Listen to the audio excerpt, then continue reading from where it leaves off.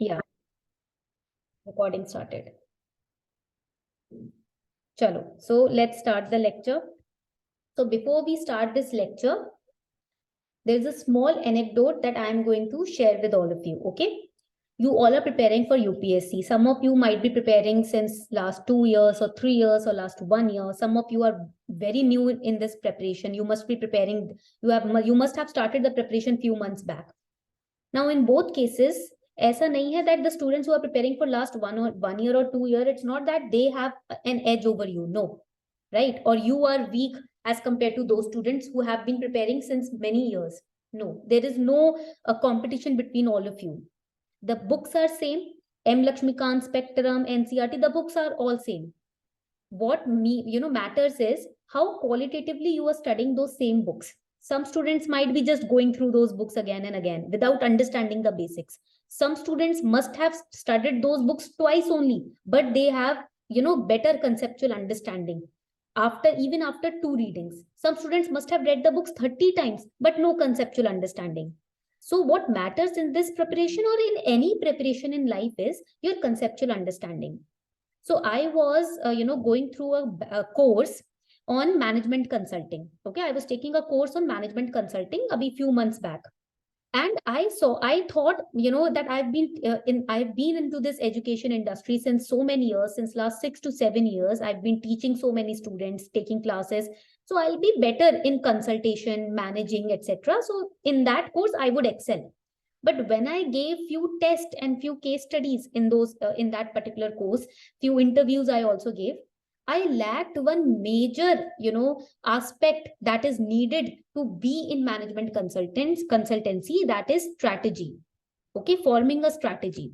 I lacked in that. Even after teaching for last 7 years, I lacked in strategy. So that was my weakness. So I understood it doesn't matter whether you are in in a particular field or in a particular phase for last 6, 7, 2, 3, 4, 5 years. It doesn't matter. What matters is quality. If you are in a certain field, how qualitatively you are approaching that field, how qualitatively are you taking it.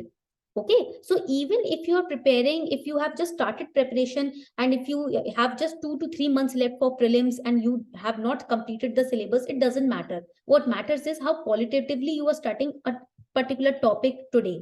Okay, so do not go about the result. Do not think about what will happen on 28th of May, how the result would come. I have failed so many times, or some other students have failed so many times. Why would I pass? Right? Don't worry about all of that. Just worry about what you are studying today. So if you are present in this class, worry about qualitatively handling what we are going to study today.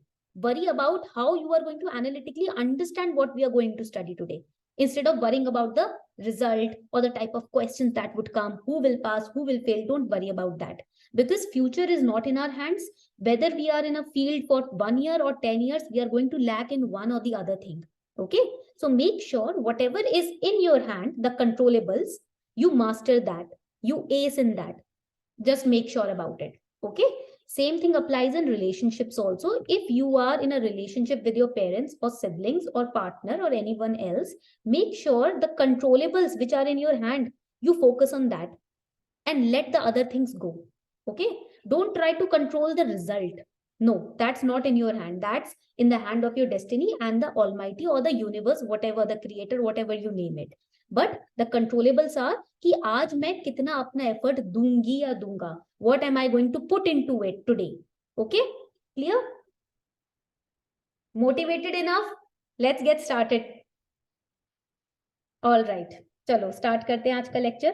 So far we have studied that in India as a nation, as a country, as a land, was spiritually very rich and it was materially very rich.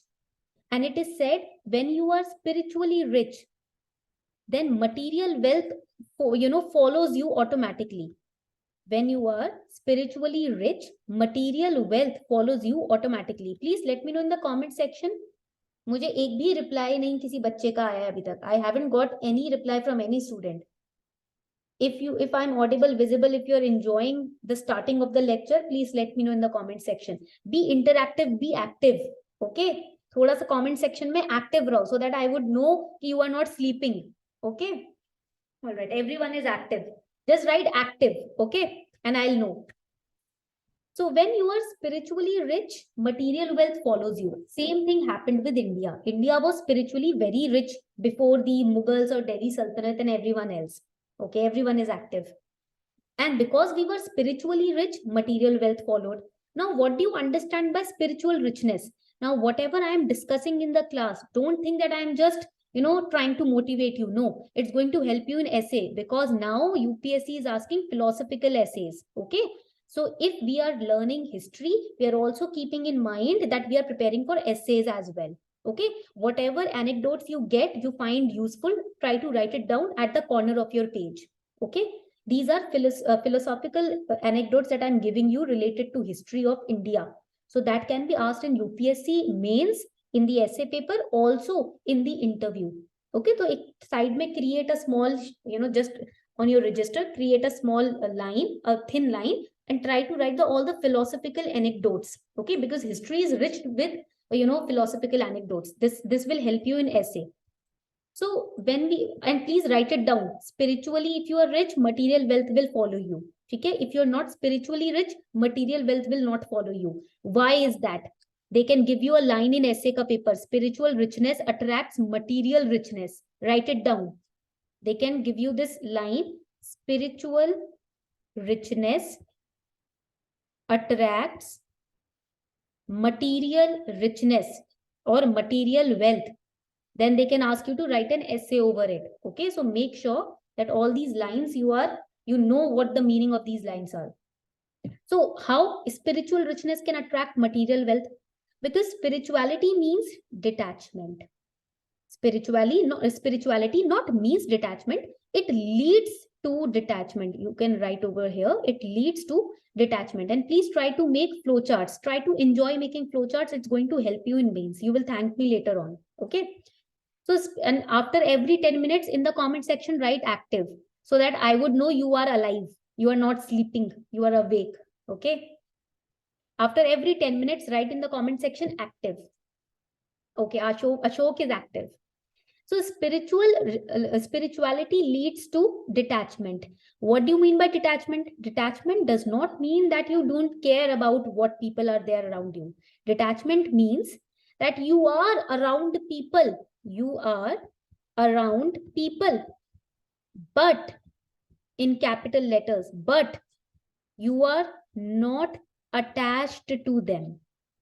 Why? What do you mean by not attached? Not attached means whatever happens externally is not going to influence you internally. Write it down. External influences. Ma'am, spiritual richness provides stability to mind. Yes, correct, Amritansh. External happenings are not going to affect your internal environment. Internal environment kya hota hai? Let me know in the comment section. What do you mean by, and now you must be wondering how this is going to help us in modern history. I'll relate it too. Okay, don't worry. I'll help you to relate that too, because UPSC is all about relating. Okay. Mental state. Yes, very good, Ashok. Internal environment means your mindset. It means your emotions. And it means your, yes, mental condition. Very good. Peace of mind. Okay? And it means your decision taking ability. Decision taking ability. Because most of us, our decision taking ability gets influenced by whatever is happening around us. So I'll share with you a little incident that happened in my life last year. Not last year, since the last 7 years it's been happening. Okay. So in my family, my father was onto the alcoholic side, a little bit inclined towards alcohol. Now you all know, once we start drinking little by little, right, there comes a time when we are addicted to it. So he got addicted. Now, when he got addicted to it, what happens? When we get addicted to something, what happens? Negativity enters our mind and our body. So his liver got affected by that. Now we know we have 2 kidneys, right? But liver is one. And if once it is damaged, you cannot do anything. Even if you go for transplant, it's not the same thing. You live all your life on incubators and other machines, even if you undergo a transplant. So when his liver got impacted, right, I was emotionally distraught, right? Because when we see our parent, the one parent that we are so close to, so attached to, that parent, when we see him dying every day, it becomes horrible for us to take to be clear our minds and take certain decisions in life. And I was giving my CA exams, chartered accountancy exams, and I was not just giving my CA exams, I was teaching UPSC ke students. I was teaching on Unacademy. And on Unacademy, I was not teaching for 1 hour or 2 hours.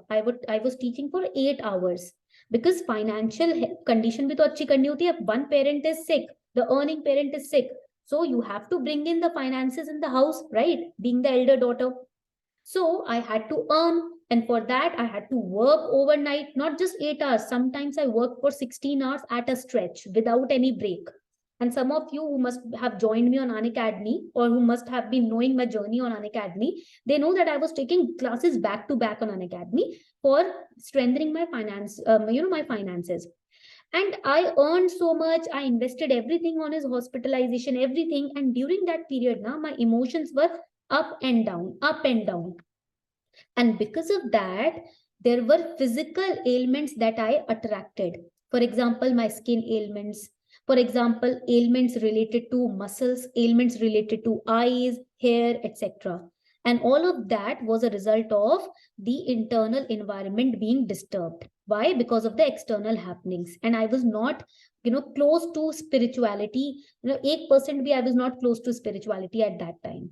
Later on, when his condition was deteriorating, somebody gifted me a book, and it was an autobiography by Yogananda Paramhans. I would recommend that book to you guys also, because that book, even the IAS officers, very famous IAS officers, have also read that book just to attain that peace of mind.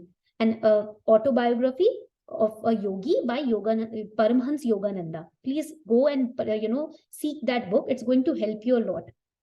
Now, when I came closer to spirituality, my father died last year.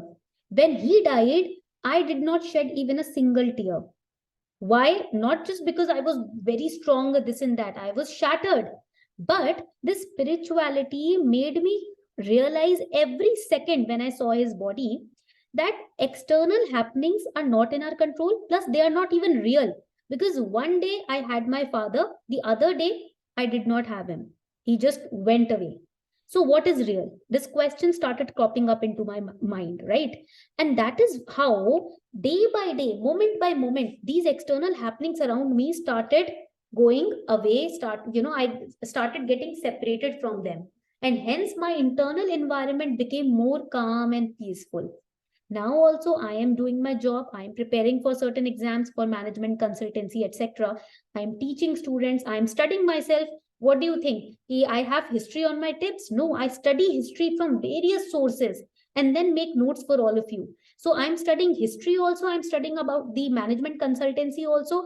I'm also studying on Harvard Business School online ke jo courses hote na, I'm taking those courses also. I have been, accepted by the Harvard University for their online courses, and I'm studying for that also. And history and those courses, business strategy ke courses are different, right? They have difference between them. History is different and Harvard ke courses are different, but I'm managing that. Why? Because external happenings are not impacting my internal environment. This live anecdote that I gave you, this example, you can also quote your life's example in answer sheet, in the essay paper. Please write it down at the side of the of your paper. You can also give your personal anecdotes in the essay paper related to the topic.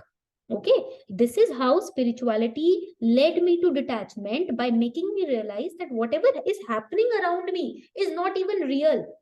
Okay, it is not even real, because one day you have someone, the other day is gone or she is gone. So whatever is happening outside of you has no connection with whatever is happening inside of you. That is how you stay away from darkness. I'm not saying that you will be always cheerful and motivated. No, there will be times where you will feel broken and shattered, but you will come out of it much more strongly as compared to the other person. Okay, that is the usefulness of spirituality. Clear? Please write active. 10 minutes हो गए, active किसी ने नहीं लिखा. So same thing in India. Spiritually, India was very strong till the period of Mauryans, the Guptas. India was very strong. But after the Gupta period, even Gupta period is also known as, let me know in the comment section. Gupta period was also known as the golden period. G for Gupta, G for golden. Okay, so Gupta period was also known as the golden era, the golden period. And do you know that spirituality also leads to development in art and literature and architecture? Because Gupta period is the living proof of that. Even Chanakya used to say during the Mauryan period that spirituality leads to excellence in every field. 360-degree excellence will be in your field if you are spiritual. Spiritual means when you know there is someone out there who is maintaining a balance in the universe. There is someone out there who is creating so many things. And whatever is outside of us, this house, this, floor, this fan, and the people around me, you, everyone, we are not even real, because today we are, tomorrow we will be gone. Even I am not real. If we have this surety in our head, कि आज मैं हूं कल नहीं होंगी, this I-ness, if we have the surety this I is going to die someday, then we'll be alert and we'll live every day with the mindset that we have to do something, we have to leave behind a legacy. Okay, that is why we are living, that is why a new day has been given to us.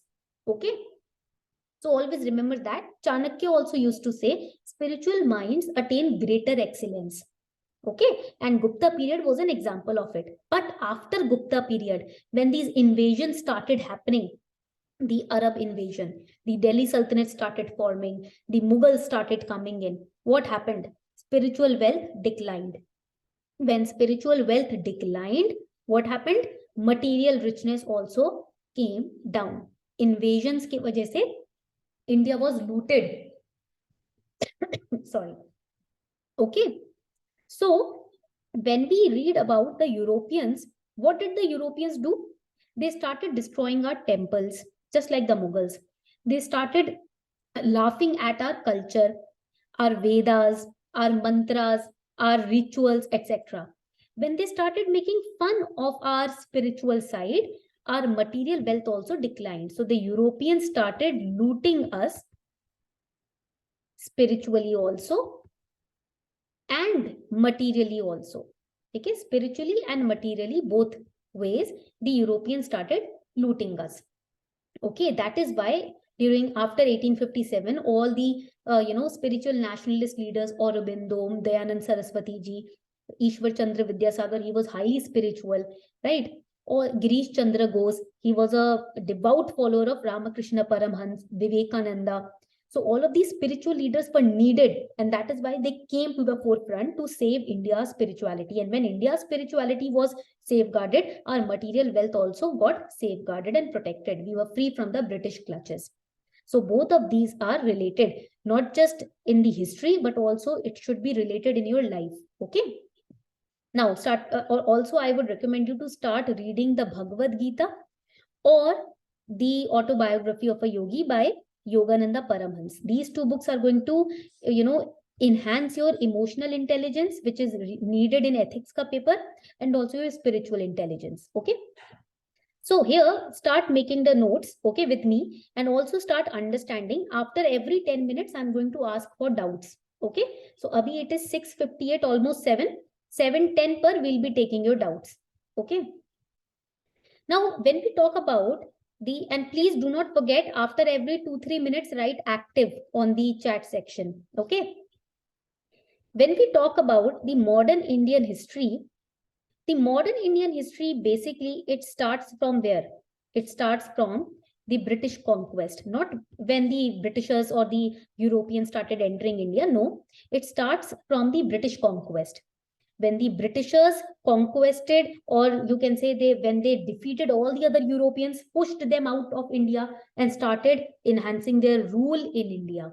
Okay, only Raju Kumar has written active. All the other students, Write active, please. So modern Indian history starts from British conquest. First, when the British came, first was when the British came to India. Okay. And when the British came to India, India had already two important aspects. So write it down. When the British came, British conquest, when the British came, India, write it down over here, India had first European powers. For example, the Dutch and the Portuguese, already they were here. The European powers, the other European powers were existing in India, and India was also having Indian princely states.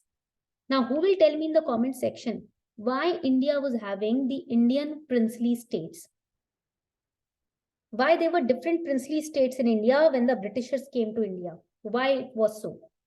Like Hyderabad, Bengal. Yes, Ashok, very good. Yes, very good. Excellent. Why? Because weak Mughals. Yes, Raju, very good. Because the later Mughals were weak. They were already declining. Already later Mughals जो थे वो decline हो रहे थे. Yes, Vatsalya, very good. Subedars declared independence. Very important point. Please write it down, everyone. Subedars had declared independence under the Mughal rule. That showed that the later Mughals were inefficient. Write it down. Jaldi sab likh lo patapad. Once you write it down, tell me in the comment section written. Subedar under the Mughals declared independence, which showed that later Mughals were weak or later Mughals were inefficient or ineffective. If you have written this line, let me know in the comment section. Written, very good. Okay, so when the British came, India already had European powers and Indian princely states. You have also written the reason why. And the Britishers, ये जो Britishers होते हैं ना, यहाँ पर ऐसे table बना सकते हो. The Britishers, they adopted different methods. ठीक है? Why methods were adopted? They were adopted for conquest. Conquest means for victory over others. So Britishers adopted different, यहाँ पर लिख दो, used. Britishers used different methods. And why these methods were used? They were adopted for conquest, or they were used for conquest. There were two types of methods that the Britishers used for conquest.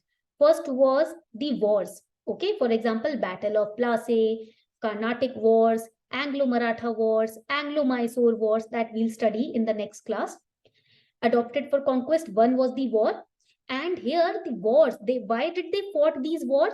The purpose was to achieve their commercial motive, to loot, right? And to achieve their commercial motives, to eradicate the other competitions and to establish their factories and their trading post. Ashok is writing active. Very good, Ashok. Other students are sleeping. Only Ashok is awake in the class. Amritansh is also here. Okay, he is also not sleeping. So इधर ये जो conquest के methods थे, first was war.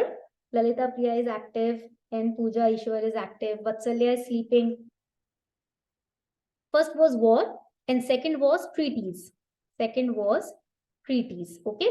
After the wars, Vatsalya is also active. So after the wars, they used to sign peace treaties.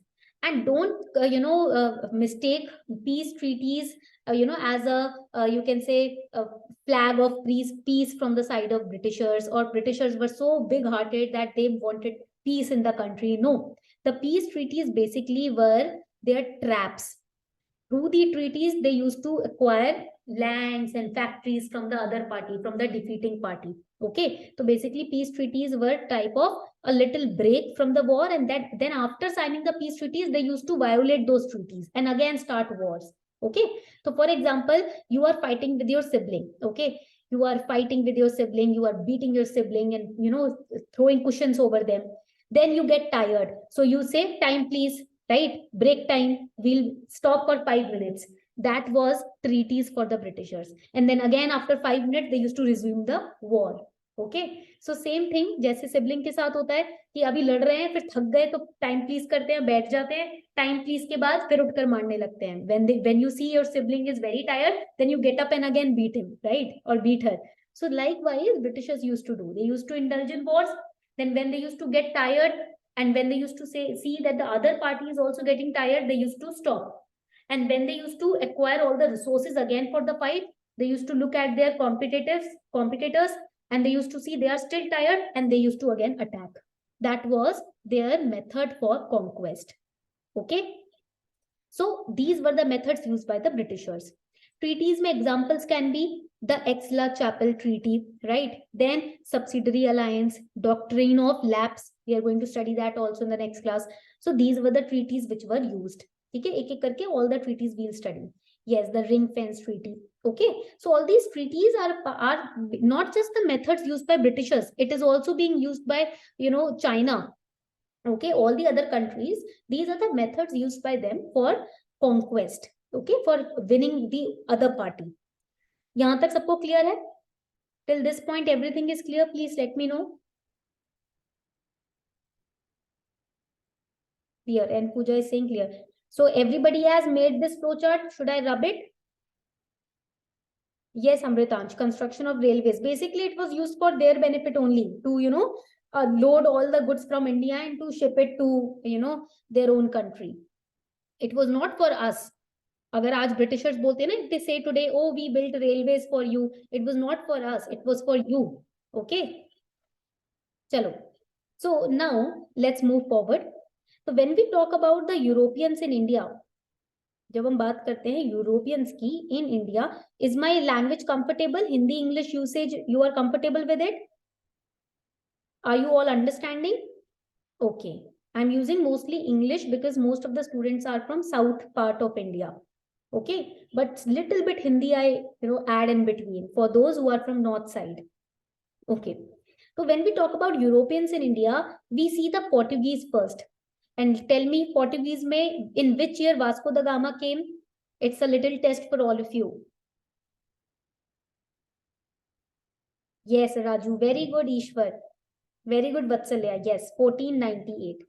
1498 में we saw Vasco da Gama who came to India. ठीक है, he came to India. Calicut में आकर वो बसे थे. ठीक है, and in Calicut the local leader Zamorin, he welcomed him. Then second word, यहाँ पर हम लिखेंगे second word, we have French. French कब आए थे? 1664 में, and they came at Pondicherry. ठीक है. Then next European that we had, sequence wise नहीं है, we'll arrange it sequence wise, don't worry. Then we had the Dutch. Dutch कब आए थे? Tell me in the comment section. When did the Dutch come?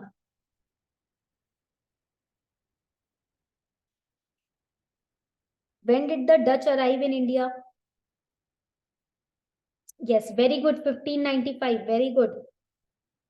Amritansh, Raju, it's not 1605, 1595. Okay. So Dutch came in 1595. Pulicat. ठीक है, ये हो गए पुलिकट में. 1602 में इन्होंने फैक्ट्री, यू नो, एस्टैब्लिश की थी. इन 1602 they basically, yes Amritansh, they established their factory. Okay, then we have the Britishers. When did the Britishers come?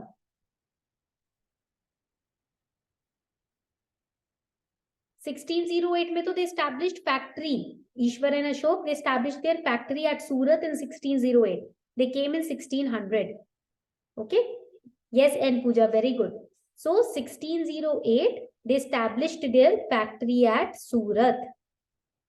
ठीक है, this is the factory that they established at Surat in 1608. But in 1600 they came to India. They came at the court of Jahangir. Okay. Then we have the Danish. Denmark से आते हैं Danish. They came from Denmark. 1616 they established their factory at Tranquebar. Okay. Now I'm going to ask a question.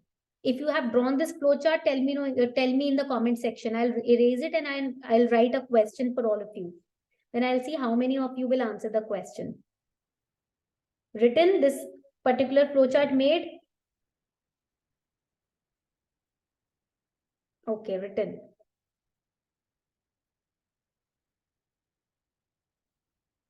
I'm writing the question over here. Question is from 2007 ka prelims. This is a question from 2007 prelims. The question is, who among the following Europeans Who among the following Europeans were the last to come to pre-independent India as traders? First option is Dutch, second option is British, third option is French, fourth option is Portuguese. Tell me the answer to this question. What is the answer? Vatsalya, Ashok, and Pooja, Amritansh. Very good. Very good. It is the French. 2007 prelims. Now tell me, if this question comes in your prelims exam, 2 marks are for free, yes or no? Ishwar, very good. 2 marks are for free, yes or no?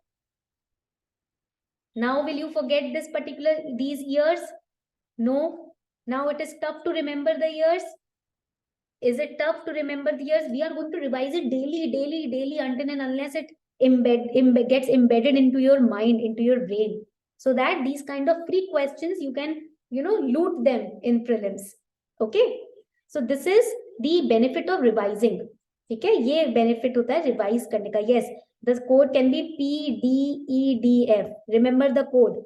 Portuguese, then the Dutch, then the English, the Danish, the French.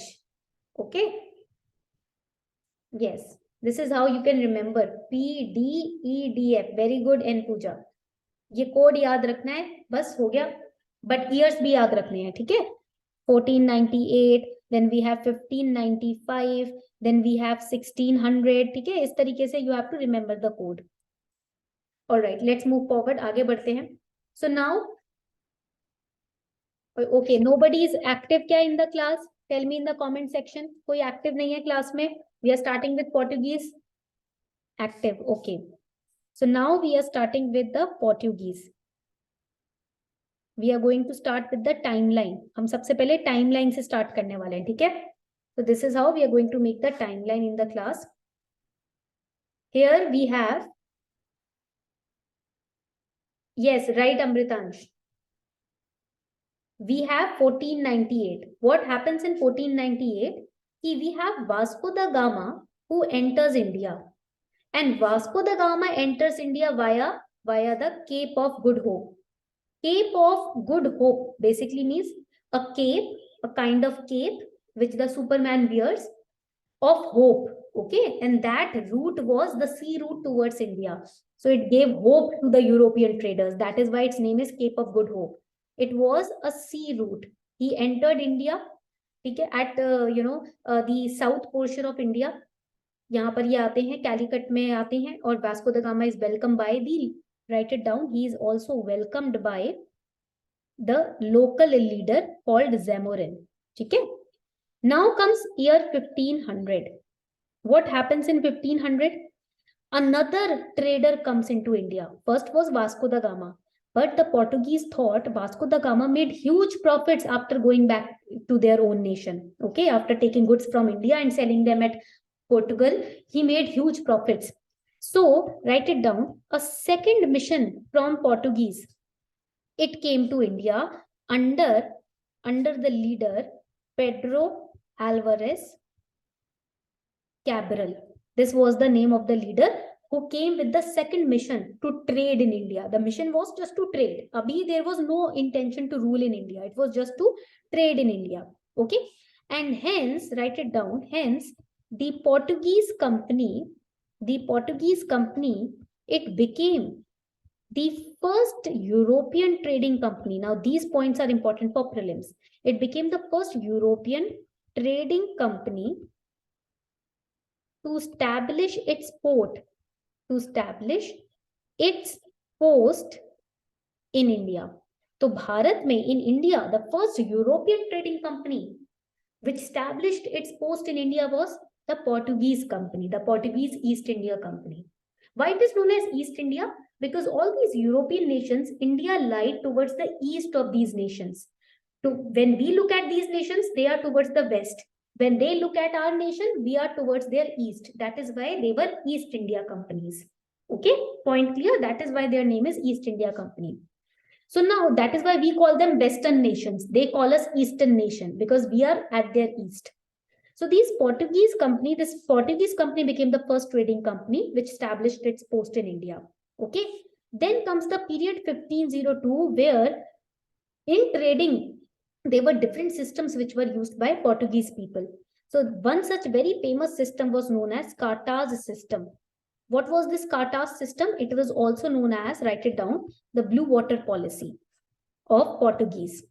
What is blue water policy? Now, when you have to go to UP, Uttar Pradesh, or when you have to go to Agra or any other state, you come across the toll gates, right? Where you pay the toll taxes.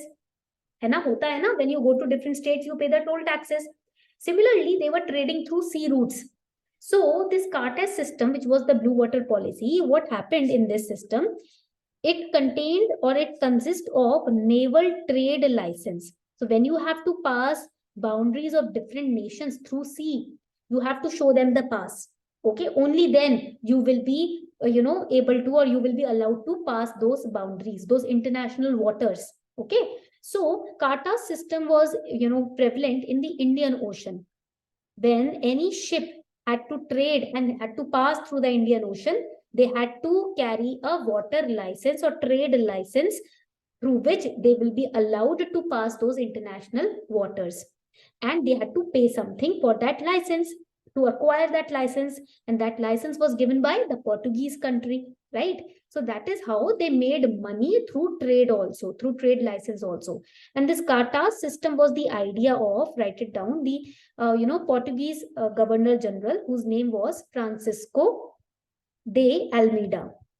This was the name of the Governor General in India, the Portuguese Governor General, who created this blue water policy system. So he wanted to outshine through in the sea area also, not just the land area, but through the sea area also he wanted to outshine. And these Portuguese also contributed into the Gothic architecture in India. So in the south side, especially near the Goa side, whatever churches and the architecture, different architectures that you see Gothic architecture, it was contributed through the Portuguese only. Okay, point clear ho gaya yahan tak? All right. Francisco de Almeida was also, write it down, he was also the first Portuguese viceroy. ठीक है, पहले Portuguese viceroy थे Francisco de Almeida. He came in India in 1505. The policy was created by him when he was in Portugal in 1502. Okay, so write it down. He came in India. He came to India in 1505. So he carried his policy also in India. Okay, point clear ho gaya? Gothic architecture. Amritansh, the Western architecture is also known as the Gothic architecture. Okay, for example, the architectural style of the churches. The church architecture is a part of Gothic architecture, the Western architecture. Okay, yahan tak point clear ho gaya? Now, till 1505, till 1600, till 1700, the Portuguese were high in influence. But from 18th century, their influence, the influence of Portuguese, it started declining. So 18th century से इनका जो influence है वो decline होना शुरू हो गया. Now this, whatever we have studied on the screen, it is for prelims. Now we are going to study from the perspective of mains. Okay, please let me know if you have written down this, you have drawn this timeline in your register. Everybody has drawn this timeline? Done?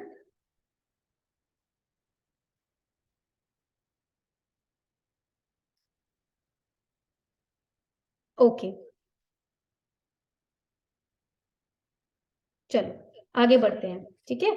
Now we are going to study from the perspective of means. So now in means, a 12.5 marks का question can be asked. ठीक है. What can be the question? The question will be, discuss, you can write it down, discuss the reasons behind the decline of Portuguese influence in India. ठीक है. Active. Ashok is active. Everyone else sleeping. And this question can be for 12.5 marks. Everyone is active. 12.5 marks का ये question हो सकता है. So what can be the reasons? Now, in the introduction, how will you structure this answer? In the introduction, you will first start that the Portuguese you can say saw India through the Cape of Good Hope. They entered India with the intention of trade, and they also sent their second mission to India under the command of Pedro Alvarez Cabral, which shows that their interest in Indian goods and commodities was very active or was increasing. Okay. Then you can also write in the body of the question, this can be their introduction, okay, that how they saw India, how they entered India from the perspective of trade. Then Vasco da Gama made profits, he went back, and second mission was sent to India. That shows their interest in India. Okay, it was developing, it was increasing. Then in the body of the answer, you can start that initially they were so interested in India that they also used to commercialize their trade policies in India through the Cartas system. What was Cartas system? It was blue water policy.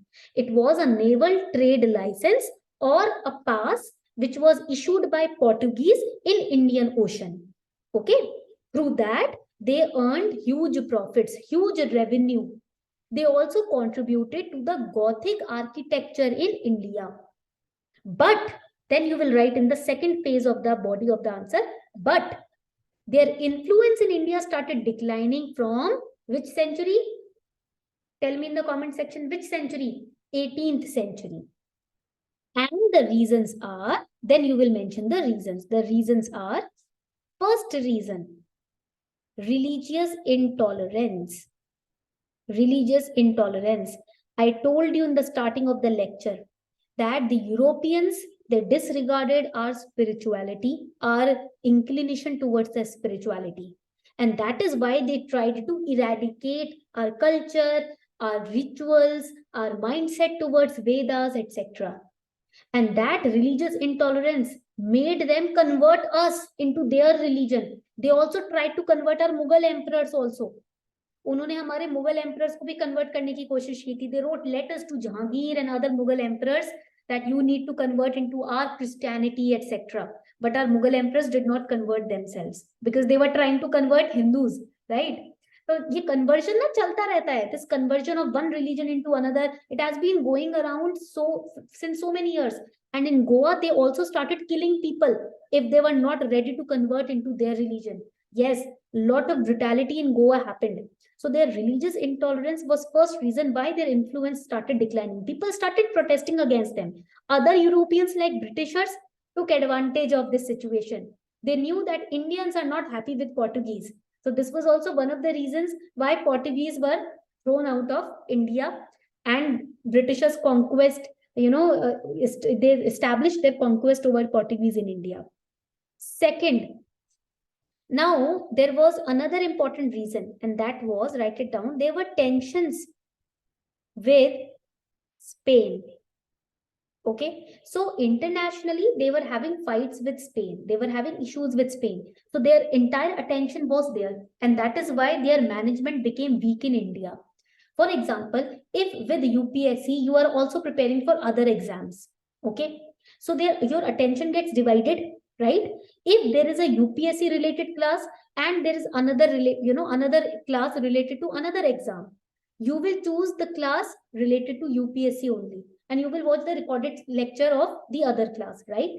If I am preparing for my CA exam, and I am also preparing for my UPSC exams, and at 6 p.m. I have the class for my CA exam and UPSC exam both, I would prefer or I would choose UPSC, right? Why? Because for me, it has more weightage. And same thing happened with the Portuguese. The tensions with Spain, it took their entire attention. So that is why their management in India became weak. Okay, their attention in India became weak. Then third is, write it down, arrival and the growth of British in India. So Britishers, obviously, their mood changed. After 18th century, Britishers now wanted to rule in India. Now they did not want to just stay as traders in India. They saw the internal conflicts among the other rulers. We discussed that in the first class, right?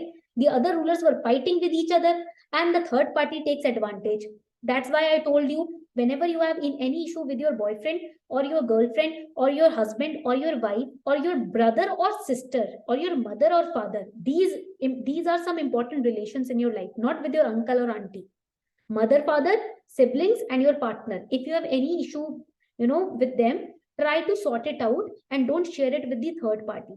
Even if you have any issue with your mother, father, don't share it with your siblings or don't share it with your partner. Try to solve it out, sort it out. If it cannot be solved, stay away, stay detached. But if you share it with the third party, then they are going to take immense advantage of that and you'll be mentally shattered. Okay, this I am speaking from my own personal experience and from the experience of India. So Britishers took advantage. So the Britishers started growing like weed in India, and that is why the Portuguese influence declined. Clear? Let me know if it is clear. ठीक है, तो ये 3 major reasons हैं why the Portuguese they declined in India. ठीक है, चलो, तो ये इतना समझ आ गया सबको. आगे बढ़ते हैं. Let's move forward. Now tell me if there is any doubt. Please intro ma'am. Puja, intro was very easy. Basically the Portuguese they saw India through the Cape of Good Hope, है ना? And they got so interested in India that another mission in 1500 under Pedro Alvarez Cabral came to India. And that is how the Portuguese, they became commercially interested in India. They brought their cartas system into the Indian Ocean. Okay. But their influence started declining from 18th century because of the following reasons. तो वो आपके reason आप list down कर देंगे. ठीक है. Now another important point from the perspective of prelims. From the perspective of prelims, another important point is, what is the main contribution of Portuguese in India? If the Europeans are coming in India, they must be bringing something or the other. For example, if any guest comes to your house, that guest brings with himself or herself their own mindset, opinion, habits, etc. You learn so many things from that particular person, right? So similarly, when the Portuguese came to India, their main contribution, yes, very good, Pooja, it was first shipbuilding. This is important for prelims and also for mains. Shipbuilding. Second, the cultivation of tomatoes. Okay. Third, the cultivation of tobacco. Next, the cultivation of potatoes. Next, the cultivation of chilies. Cultivation of pineapple, because Portuguese was a Mediterranean country. So pineapple भी हमको कहाँ से मिला इतना tasty, the yummy vitamin C rich pineapple, very tasty. So we learnt about it through the Portuguese only. So there were endless things, but these are the major things, right? Remember this. Point clear हो गया यहाँ तक? This was their main contribution. So let us revise Portuguese. Yes or no? Are you with me in it? Please let me know. Revise करें? All right, चलो. Now on your sheet, please write revision. Sheet पे फटाफट से लिख लो revision. ठीक है? And please writing speed बढ़ाओ, because it is going to be needed in mains. Writing speed with good handwriting. My handwriting is not very good, but at least you can read it, है ना? Can you read it? Please let me know in the comment section. This is how you have to write. Nobody is saying design, make designs in the answer sheet. Write at a speedy, fast pace, fast speed, but it should be readable. If the examiner cannot read it, then it is useless, right? So whatever you're writing, make it readable. So now let us revise. First, we know that Vasco da Gama, he came to India. Okay? He came to India in 1498 in Calicut. Okay? He was here welcomed by the local leader.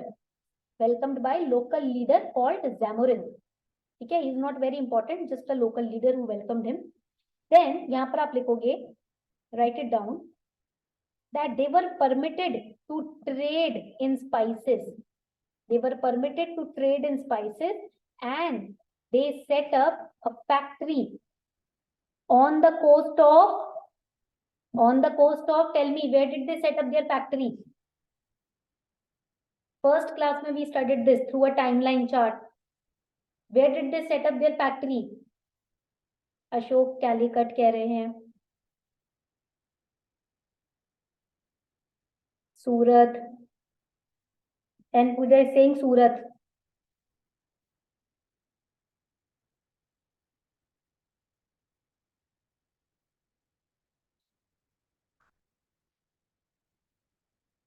Mahe. Amritansh, asking or telling me? Pondicherry. Let's see how many of you have revised the last class.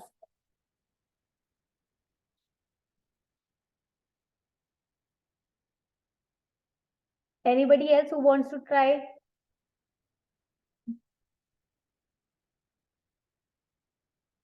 Last chance.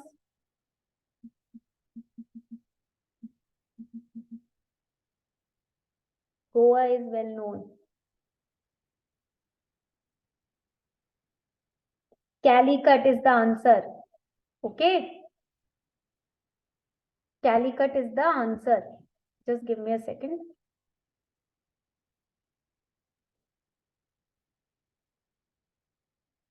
कहाँ चला गया? Where is it? Is the slide visible? I cannot see the slide. Yes, it is here. ठीक है? So Calicut is the answer. Okay, so they set up their factory. Now they also introduced, write it down, they also introduced two systems. First system is known as Pretoria's system. First is the Pretoria's system. Introduced systems. First is the Pretoria's system. And second system is known as the Carter's system. What is the Pretoria's system? Basically, write it down. The Portuguese, they started to, write it down. The Portuguese, they started to fortify their forts or their post. I told you in the first lecture that these Europeans started building structures around their factories, which is known as fortification. Okay, they created forts around their factories so that no one can enter and destroy their products or goods. That is known as fortification. So that is known as Pretoria's system. When you create forts around your factories. Ashok is active. What about everyone else? So that is Pretoria's system. Okay? And it means factories. Pretoria's means factories when you are fortifying your factories. Carter's system is the blue water policy system. I discussed this already. Okay? So they created these two kinds of systems. Please let me know if you have drawn this flowchart so that we can erase the slide and move forward. And Pooja, super active, enjoying the class. Very good. I am also enjoying. Everybody has made this flowchart, drawn. कर लिया revise यहाँ तक? Very good. आगे बढ़े. Now tell me in the comment section, when was the Carter's system created? When was the Carter's system created? Let's see how many of you are active in the class. When? Yes, Ishwar, very good. Yes, Amritansh, correct. Very good, Lalita Priya. 1502. Very good. And when did Francisco de Almeida enter India with this Carter's system? Francisco de Almeida, when did he come to India with this system? 1505. Very good. Excellent. Excellent. Now comes the next period for 1612, when there is, write it down, the Battle of Swali. This is very important. Battle of Swali. However, no question has been asked on this battle. It's a very small battle which eradicated the influence of Portuguese. Okay? Trade influence of Portuguese. But we cannot leave small things behind because UPSC is Mr. Unpredictable. The things we say that they are very, they are very unimportant. Nobody is going to look at these things. UPSC will pick up those topics and ask questions. So that is why we are going to study it. 1612 Battle of Swali. It is a naval battle. The battle of the navies. Battle of the sea. Okay. Point clear hua? Okay, Ashok is saying, ma'am, I have a curiosity. Okay, see, Portuguese came to India with the help of an Arab merchant. Okay, and the Arab traders were in India since, way before the Europeans came. Since the 13th century, 12th century, 11th century, even 8th century, the Arabs had been in India. So they knew our language. And they brought these Portuguese also. Because Arabs were traders. That is why the language barrier was eradicated. Okay. Now the Battle of Soli was a naval battle between the Britishers and the Portuguese. Okay, and the Portuguese. And this is a symbol of the bijli, the electricity between both of them, the current. Okay, so this was British versus Portuguese, wherein the British won the battle. Ye jeet gaye. And where this battle was held, Soli is a place near Gujarat, Surat city mein hai. Okay, it is a village. It is a village near Surat, which is in Gujarat. So the battle was conducted and the Britishers won, and that is why it is said after this battle, the trade competitiveness of Portuguese went down. Okay, point clear? यहाँ तक point clear हो गया सभी को? So this was the end of the Portuguese, the end of Portuguese power, and they were confined to only Daman, Diu, and Goa. Write it down. After this battle, the Portuguese were confined to Daman, Diu, and Goa.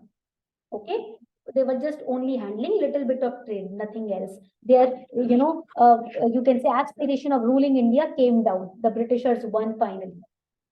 Now coming towards the next important hamare European, which is the Dutch. So far, are you all enjoying the class? If you are not, you can feel free to tell me in the comment section. This is a democratic nation we are living in. Okay, I'll try to improve myself. And Pooja, last point is that the Portuguese were confined to Daman, Diu, and Goa. Okay. Now, when we talk about Dutch, Dutch is very important. Why Dutch is very important? Just let me know. Idhar yahan par. Yes, I want to change the color. Yes. So basically, when we talk about the Dutch, over here, we need to remember.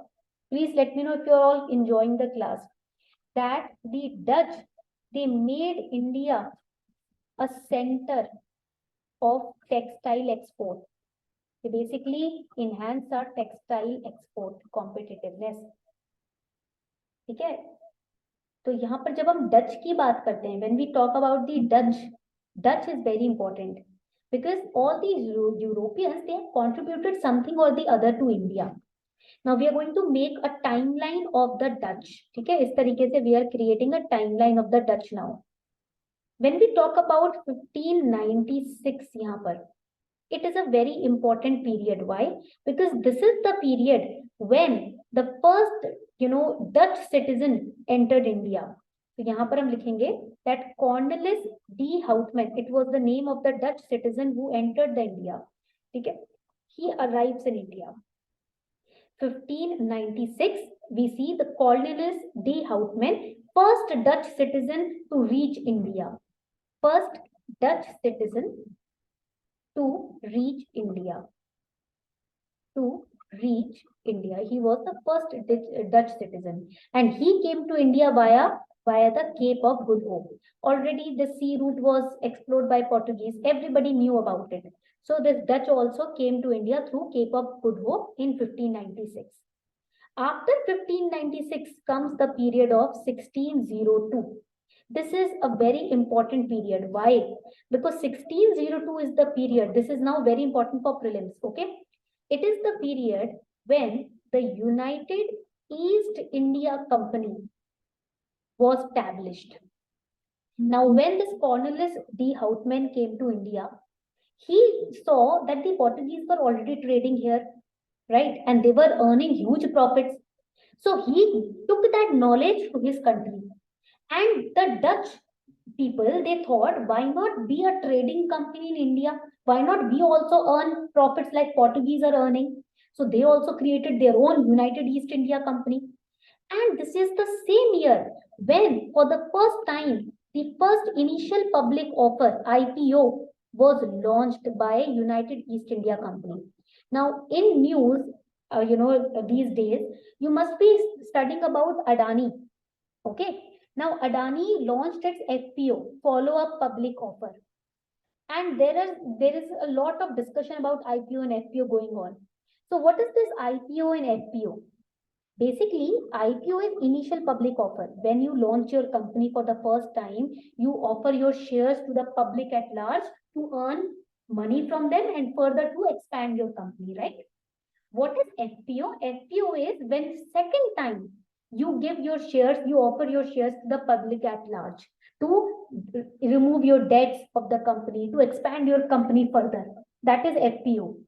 FPO is much, you can say, cheaper than IPO. Why? Because FPO में क्या होता है, आप second time अपने shares offer कर रहे हो, right? And that too just to eradicate the debts of the company or to acquire certain other businesses through your company. FPO में you can invest because you can invest with security. Why? Because you already know that company. That company is already listed on the stock exchange. You have seen that company work so far. IPO के बाद you have seen that company work, for many years. Now you are, secure. You are sure कि we can invest in this company. This company has been listed on the stock exchange for so many years, right? That is FPO. IPO is when for the first time you are going out in the market asking the public to invest in your company. So the first IPO of the United East India Company was also launched in 1602. It became the first company in the world to be established in the World Stock Exchange market. Please write it down. It was the first in the world, this United East India Company. First in, not in India, in the world, which was listed in the stock exchange. Okay. Coming on to the next. Please let me know if you all are active. भूल जाते हो सब. Active. Now comes 1605. अब बात आती है 1605 की. So what happens in 1605? 1605 में the Dutch company establishes its first factory at Masulipatam. Okay. You will be seeing this a lot of times. These factories are being opened near the sea area only. Now, please tell me in the comment section, why is it so? Why all these East India companies, these British East India Company, Portuguese, the Dutch, they are establishing their factories near the coastal regions? Why? Why near the coastal regions only? What is the use of establishing their factories near the coastal regions where there is water around them? Yes, because of sea trade, because they come to India through the sea route, right? For taking out goods from India, they can easily load it on the docks and on the ships, and they can go to their own country. Okay, transportation cost kam ho jata hai. Yes, very good, Raju. Okay, now comes 1610. What happens in 1610? 1610 में another factory established. Where? At Pulicat. At Pulicat, another factory established. Yes, very good, Raju. Strong army backup also. Navy support. Next year is 1616. Another factory. 1616, another factory at Surat. Okay, another coastal region country, state, right? Next 1616 के बाद we have 1627. Now this is very important for prelims. Why? Because this is a little confusing. They can ask you two type of questions in prelims. The first factory of the Dutch was established at which of the following? One question. Second, the first factory in Bengal was established by Dutch in which of the following places? Two different questions. First question is, first factory in India established by Dutch. Second question is, first factory in Bengal established by Dutch. So here you will write, the first factory was established in Bengal at Pipli. Okay, in Bengal there is a place called Pipli where the first factory was established. So it is in Bengal. First factory in India was, tell me in the comment section. In 1605, first factory in India was at Masulipatam. Okay, in 1605, first factory in India was Masulipatam. And first factory in Bengal in 1627, it was in Pipli. Okay, very good. Okay, now comes the second point. अब आती है बात आपकी second point की, which is 1641. So what happens in 1641? Another factory is established. 1641, another factory. Now it is in Bimlipatnam. It is in Bimlipatnam. ठीक है, यहाँ तक point clear हो गया सभी को? Now where is Bimlipatam? Bimlipatam है विशाखापट्टनम में. It is a suburb of Visakhapatnam. Okay. Next year आता है 1653. Another factory established at Chinsura. Another factory at Chinsura established. 1653. Another factory at Chinsura established, and this is the last of the factories of Dutch. इसके बाद the Dutch went down. Why?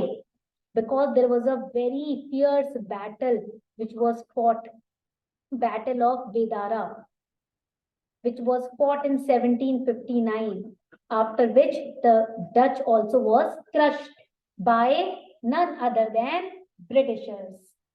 Battle of Vedara, 1759, the Dutch are crushed. They are defeated. ठीक है? Point clear हो गया यहाँ तक सभी को?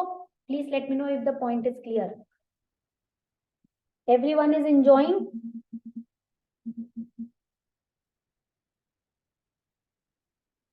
Okay, so it was again between the British versus the Dutch. ये भी था British versus the Dutch. Battle of Vedara, which was fought in 1759 between the British army and the Dutch army. And the Dutch army was defeated by the British, after which they left India. Portuguese still remained in Goa, but the Dutch, they flew from India and they remained in Indonesia. Okay, the Dutch had their centers in Indonesia also. They said, "Bhai, India, Ram Ram, we are not going to come back. We are happy in Indonesia." And they came back. They, went back from India.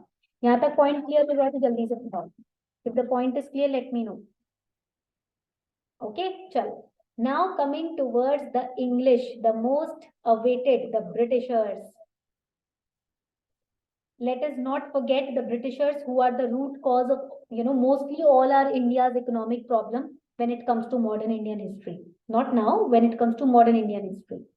When we talk about the English, यहाँ पर we know that 1600 was the time period when they came to India, but also there was a person who came to India via land route. It was in 1599. The name of the person was John Mildenhall. John Mildenhall. He came to India. He came to India via the land route, not the sea route, the land route. How many of you know about this? That Britishers also came to India via the land route, and he was an explorer. ये कौन थे?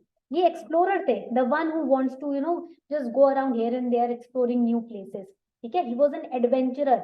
He was one of the first, you can say, person who made an overland journey to India.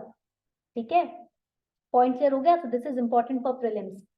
First time I hear it. Okay, John Mildenhall, or he is also known as, write it down, John Midnall.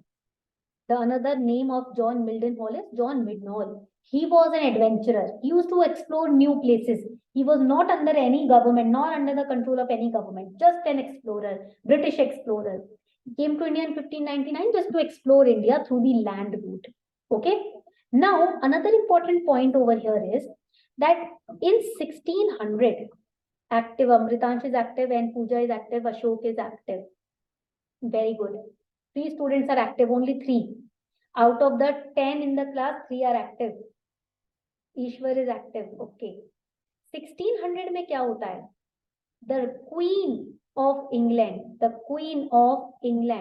okay, or we can say Britain, Queen Elizabeth I, she gave a charter.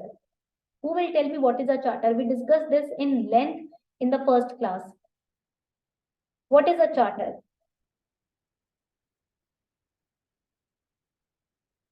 What is a charter? Yes, permission. Very good.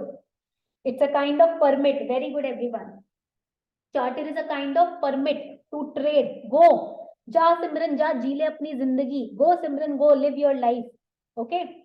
So she gave a charter to East India Company. Go trade as you want to in the Eastern nations, not just for India.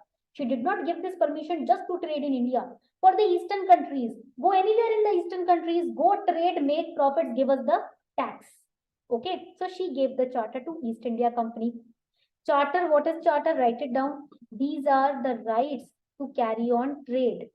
With all the countries in the eastern side of Cape of Good Hope.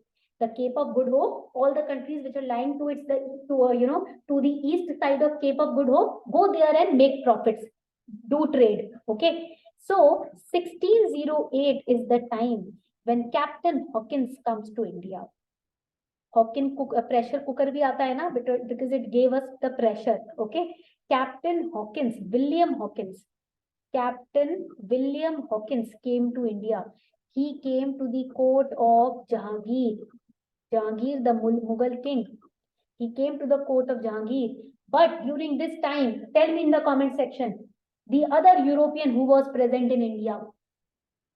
During this time, the other European who was present in India. Very good, Ashok. Portuguese, the other European who was present in India. Please let me know if you have drawn this flowchart so that I can erase it.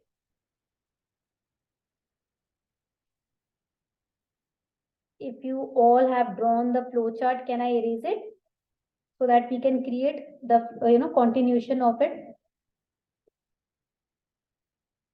Drawn. Ishwar is saying drawn. Written. Okay. So 1608, court of Jahangir, but the Portuguese were present here. And the Portuguese, they did not want any other competition. So they started to pester, Jahangir. Don't give them any permission. They are not here for your benefit.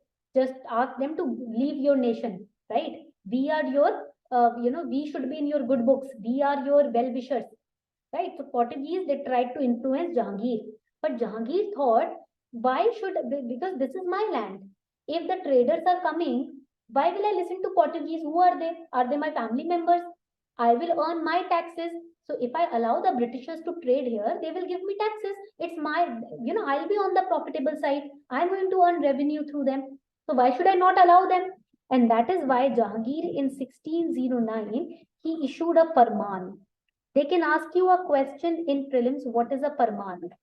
Farman basically is, write it down, the free trade and exemption from inland toll. Write it down, this is important for prelims. What is a farman? That you don't have to pay any toll taxes. Go trade in our nation, don't pay any taxes. But whatever revenue you will earn, a part of it will be ours. So do you think Jahangir was thinking about India and its people? Tell me in the comment section. Or was he thinking about just his own treasury? Was he thinking about India and its people, or was he thinking about his own Mughal treasury?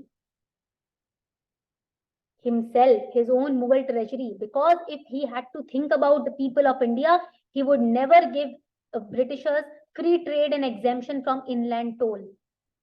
He was thinking about his own treasury, his own lavish lifestyle. Whatever you will earn, a part of it will be mine. Don't pay any inland toll taxes, etc. Okay. So he was thinking about his own treasury. So that is why he gave farman to the Britishers to build a factory. Where? At Surat.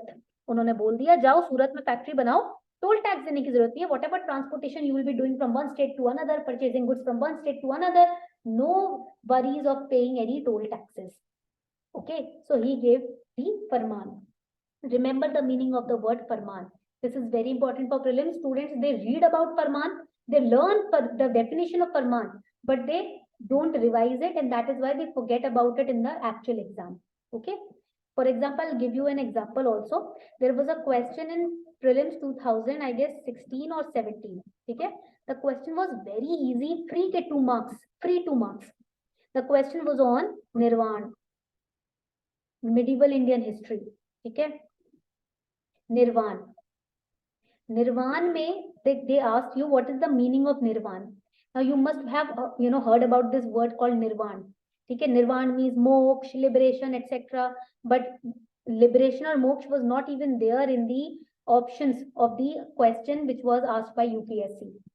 Nirvan, if you study it carefully, if you understand what you are studying, then you will know Nirvan means extinguishing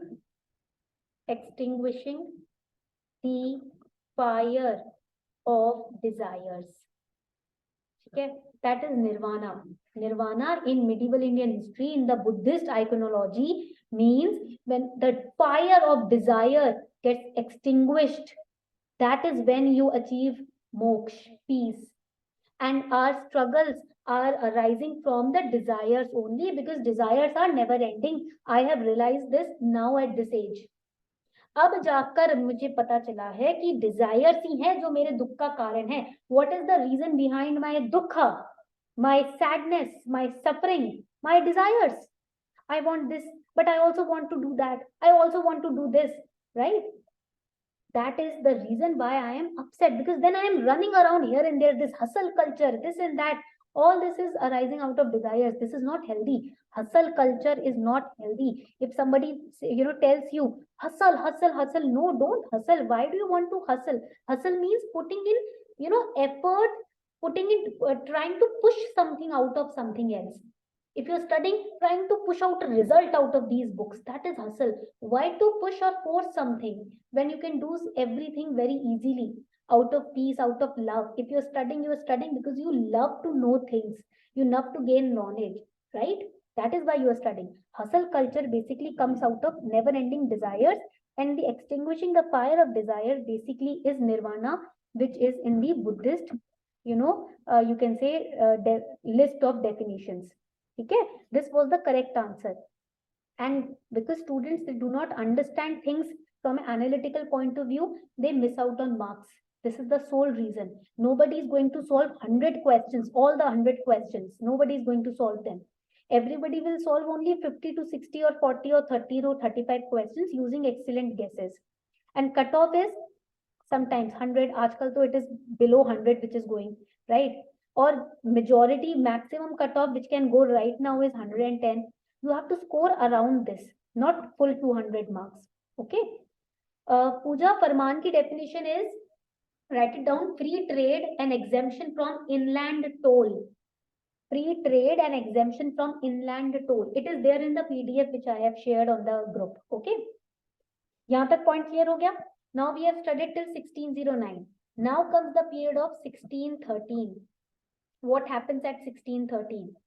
Because the Mughal Emperor Jahangir gave the Britishers the Farman, the Britishers were able to establish their first factory at Surat.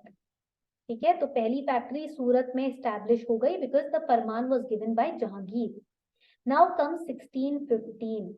Now another General Sahab of Britain, he visits the court, right? Mughal Emperor's court. What was the name? Sir Thomas Roe. It is said that Captain Hawkins was very arrogant type of a person, very egoistic. He used to walk like this, right? Very adamant. I want this, then I'm going to pursue you till the end of your life to attain that desire of mine, right? He was very adamant, very aggressive, very argumentative.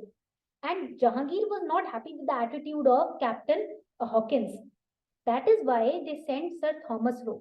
It is said that Sir Thomas Roe was a very well-read and very mild kind of person. Very humble, very, persuasive, very mild, very gentle. That is why, William Hawkins was called back to Britain and Sir Thomas Roe was sent to India. That this person is mild and gentle, he can handle Indians very well, because Indians are little emotional. We are inclined towards our emotional side, right? And to talk to someone who is a little emotional, a milder personality is needed, a more gentle personality is needed. And Sir Thomas Roe came to India. Okay. And when Sir Thomas Roe came to India, the very next year he was, able to persuade the Mughal emperor to give him the permission to establish his next factory at Masulipatam. यहाँ तक point clear हो गया? If the point is clear, please let me know. Okay, active. Ashok is active. Only one student is active.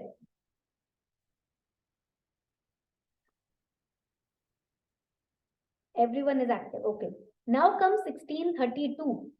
1632 May, the Britishers acquired, write it down, the right to trade. Where? In the Golconda region. Hyderabad ke near, okay, near Deccan region, the Golconda region. You can say Golconda Kingdom. Okay. They were able to acquire the right to trade. Now in the Golconda Kingdom, the kings were the Qutub Shahi kings. Okay, the Qutub Shahi Empire.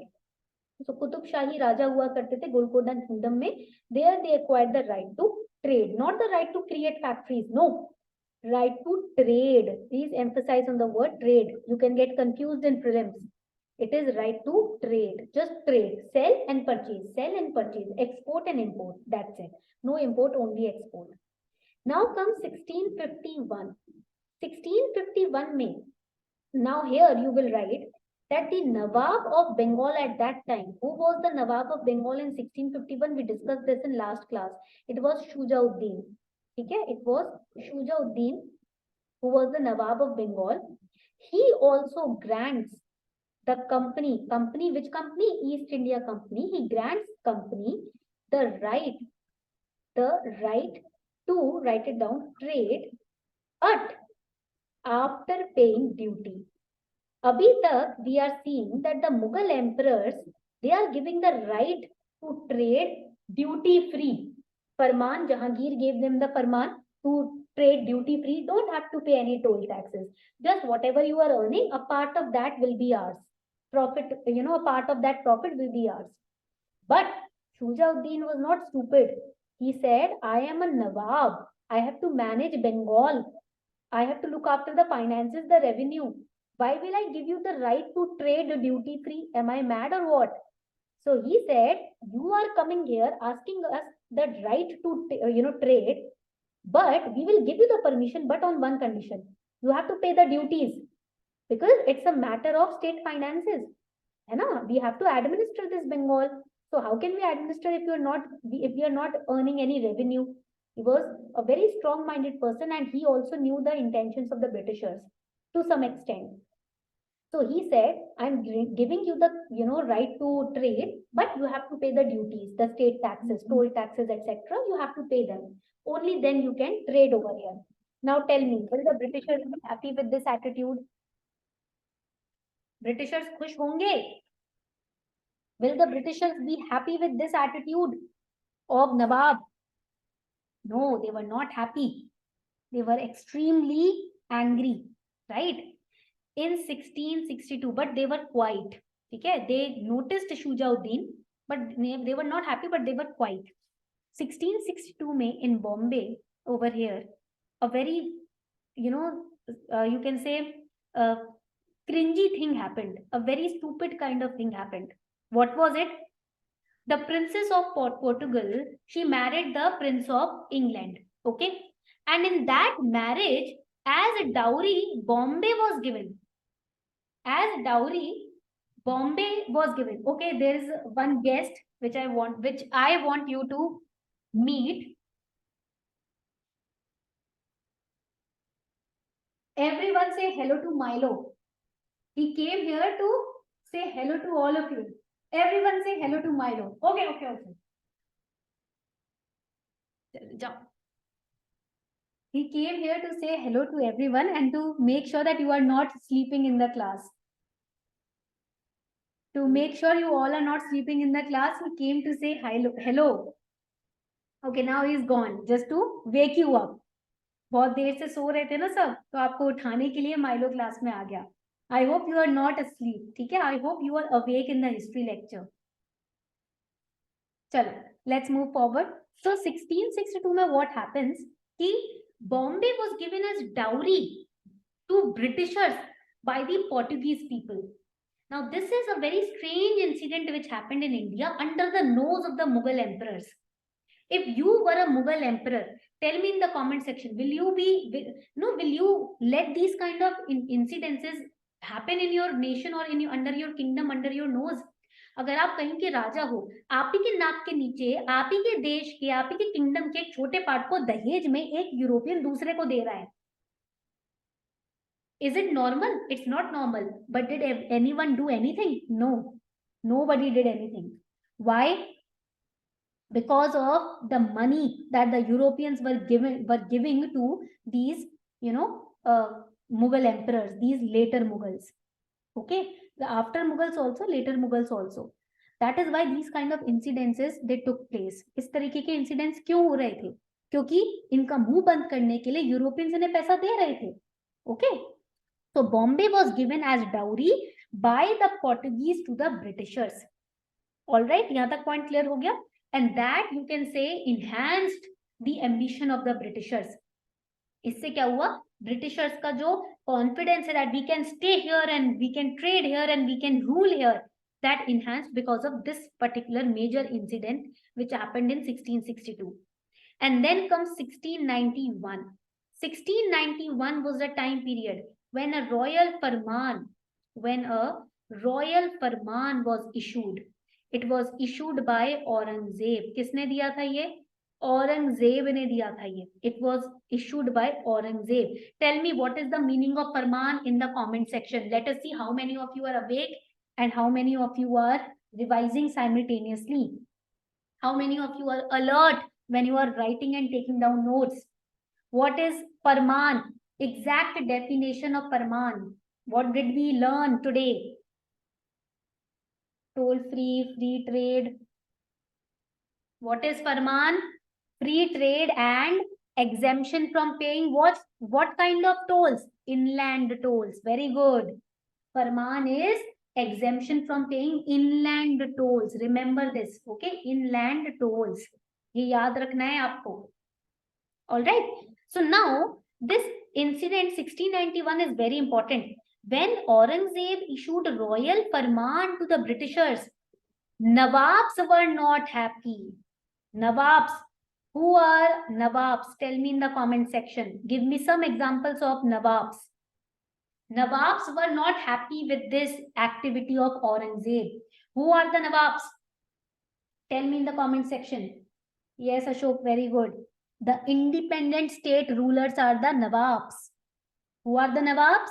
Independent state rulers are the Nawabs. Right? जिनके अपने खुद के states बना लिए थे जिन्होंने. They said, what is this? If you are giving farmans, duty-free trade rights to the Europeans, how you are going to manage the state, the kingdom, the people, right? So that is why the Nawabs were unhappy. Saurabh in the group is writing recorded lecture. Please, anybody from this chat, एक बार Telegram open करके please message Saurabh that the class is going on right now. Just when the class will get over, I will be sharing the link of the recorded lecture. Amritansh and Ashok and Lalita Priya, any one of you, please write down on the Telegram group to Saurabh that the class is going on. Okay, chalo. So 1691, royal farman issued by Aurangzeb. Nawabs were unhappy, right? They were not happy. Now 1717 का time period आता है. Again, another very unhappy step taken by Farrukh Siyar. It is said that Farrukh Siyar was known as mental king. It is, true also. Farrukh Siyar was mentally not, stable. He was mentally, he was just a puppet ruler in the hands of the nobles. So he was mentally unstable also. So what he did, he also issued a royal farman in 1717. He also issued a royal farman. Who issued the royal farman? Farrukh Siyar. He was, you can write it down, he was mentally unstable also. Some problem was there in his head. It's not that he did not know how to administer. He was not mentally in a right place to administer or to look at anything. So Farrukh Siyar issued a royal farman just like that. 1717 mein. He gave trade concessions. Write it down. He gave trade concessions to the Britishers. Also, he gave them the permission, very grievous mistake that he did. He gave them the permission of minting of own coins. That means the Britishers can create their own money. They can print their own money. This is one of the most foolish steps. Through this step, you will know that Farrukh Siyar was not, correct over here. He was not right over here. Okay? If you are giving a foreign party, a foreign company, the power to, create their own coins, it is the deadliest, thing that you can do to your economy. Right? It's just like if Facebook, Mark Zuckerberg is coming to India and Modi government is telling them, giving them the permission, you can create your own money. That is wrong. That is not healthy for your economy, and Farrukh Siyar did it. So it shows that he was not right over here. Okay. This was the step that basically indicated that Indian economy is going to fall down. There is no coming back from here. Okay. यहाँ तक point clear हो गया सभी को? Farrukh Siyar तक, please let me know if the point is clear till there. If the point is clear, यहाँ तक, please let me know. Clear? Amritansh, ma'am, please repeat the point of Farooq CR. See, 1717 में Amritansh, Farooq CR gave royal farman to the Britishers. Two kind of permissions were given. Trade concessions, no paying of inland tolls. Second was, you can create your own coins, minting of own coins. Okay, these were the two permissions. That is why Farooq CR is known as Pagla Raja, a crack-minded king. Okay, why? Because if a foreign company, for example, Mark Zuckerberg is coming to India and our government is permitting Mark Zuckerberg that you can also print money, that is the stupidest, stupidest step you can, take for your economy, right? So that was the step taken by Farooq CR at that time. Matlab, I don't know what Farooq CR was thinking, because nobody does that, right? Mark Zuckerberg or any other foreign, you can say businessman coming to India, establishing his factory, and you are giving him the permission, you can print notes. That is the most stupid thing that you can do. Farooq CR did it. All right. Now, can I take a short test, everyone? एक छोटा सा test ले लिया जाए. If everyone is ready. Okay. Be ready with your pen and paper. ठीक है? 2007 का prelims का question I am asking. Question is, listen very carefully. ठीक है? Question is, which one of the following was the first fort constructed by British in India? A. Fort William. B. Fort St. George. Do not cheat, okay? Listen very carefully, and if you know it, then only answer. Fort St. David, and D. Fort St. Angelo. Take your time. Even if you want to guess, try to guess which option is correct. Even if you want to guess, you can guess.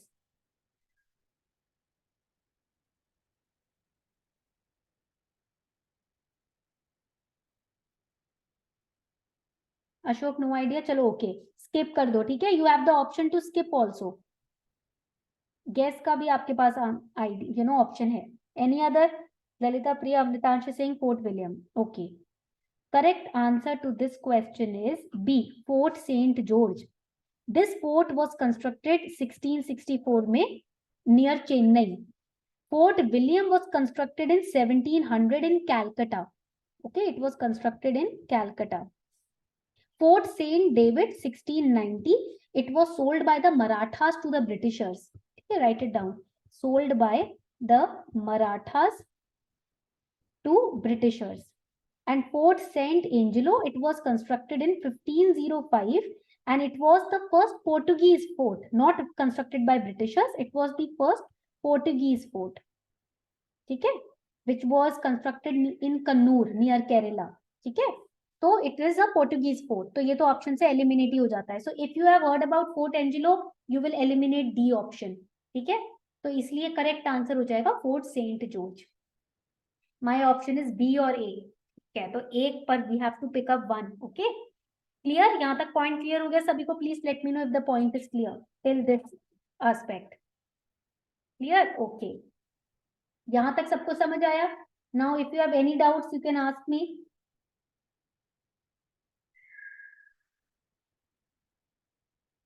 कोई doubt यहाँ तक है किसी को? Any doubt till this point?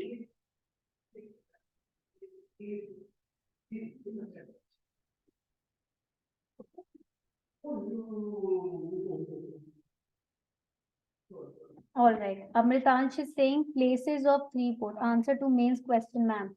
Yes, Pooja, tomorrow at 7 p.m. we have our class now. Tomorrow 7 p.m. we have a class wherein we are going to first, I'm going to evaluate your answer sheets today. You haven't attempted the answer, please let me know. I will be evaluating the answer sheets tonight, and we'll be discussing them tomorrow along with the answers also. Okay, and tomorrow we are going to study something. We are going to study about the French and the Carnatic Wars as well. French plus the Carnatic Wars. We are going to discuss that tomorrow. ठीक है, at 7 p.m. So tomorrow there will be a 1.5 or 2 hour की class. ठीक है, वैसे तो I'll keep it till 40 minutes only, but if it extends then 1.5 hour. ठीक है, 1 hour 30 minutes. So this was our today's lecture. ये था हमारा आज का lecture. Timetable for tomorrow, please. Before leaving the class, timetable for tomorrow, 7 p.m. sharp. First, we are going to discuss your answer sheets. It will take hardly 15 to 20 minutes. Okay? Along with the answers. I'll be discussing the answers also. Okay? And then what we are, first 15 minutes, we are going to do that. This will be first 15 minutes. हम ये करेंगे कल. उसके बाद what we are going to do, उसके बाद there will be a 10 minute का test. Prelims related test, 10 minute का. ठीक है? 10 questions I'll be asking in the class itself. Then next 10 minutes आपके यहाँ हो गए 25 minutes. Then what we'll be doing, we'll be taking your doubts. Personal mentorship class है ना? So I'll be taking your doubts. I'll be investing 15 to 20 minutes in that. अगर if the doubts are less, then within 5 to 10 minutes it will be over. So your doubts, be ready with your doubts. ठीक है? And then we'll be studying about the French and the Carnatic Wars. Okay? This is going to be the timetable tomorrow. So कल की class would be 7 to 8:30 p.m. Same time, I have other class also, as I'm preparing for mains group 1. Please help me. Pooja, then you will, you can attend the recorded lecture, na? I will be providing the recorded lecture also. If after watching the recorded lecture, you have any doubt, you can ask me in the group. Okay? Doubts of UPSC. Okay? No subject related doubt. If you have a subject related doubt, then I will be taking only modern Indian history. But if you have general preparation related doubt, then I'll be catering to that also. General preparation plus modern Indian history. And those of you who have classes, then you can watch the recorded lecture. After watching the recorded lecture, if you have any doubt, I'll be solving them on Telegram group. If you cannot attend the live class, but you have your journal preparation related doubts, mail me those doubts. I'll be helping you to solve those doubts via mail. Okay? Point clear? Now, please tell me if you enjoyed today's class. Let me know in the comment section. Enjoy it, everyone.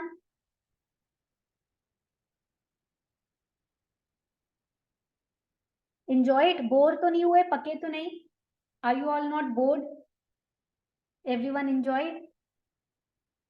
All right. Chalo, Vikas also enjoyed. Vikas, you are commenting after a long time. Chalo. So on this note, we are wrapping up the session. I hope you enjoyed the class.